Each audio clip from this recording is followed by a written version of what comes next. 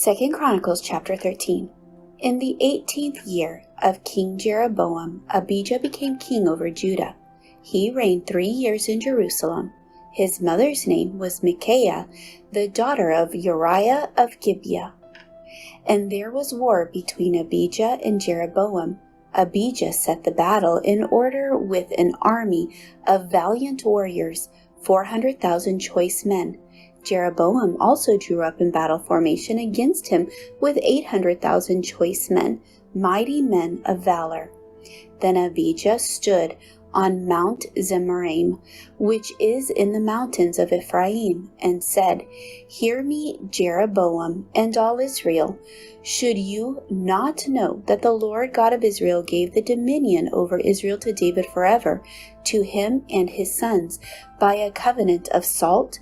Yet Jeroboam the son of Nebat, the servant of Solomon the son of David, rose up and rebelled against his Lord.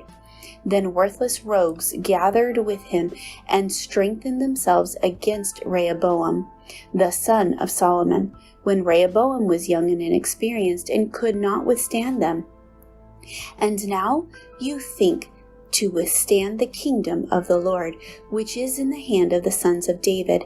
And you are a great multitude, and with you are the gold calves which Jeroboam made for you as gods. Have you not cast out the priests of the Lord, the sons of Aaron and the Levites, and made for yourselves priests like the peoples of other lands, so that whoever comes to consecrate himself with a young bull and 7 rams may be a priest of things that are not gods?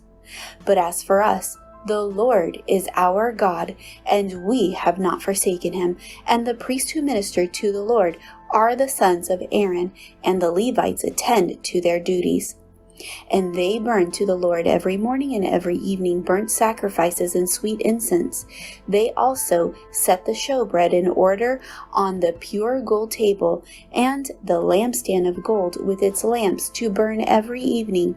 For we keep the command of the Lord our God, but you have forsaken him. Now look, God himself is with us as our head, and his priests with sounding trumpets to sound the alarm against you. O children of Israel, do not fight against the Lord God of your fathers, for you shall not prosper." But Jeroboam caused an ambush to go around behind them, so they were in front of Judah, and the ambush was behind them.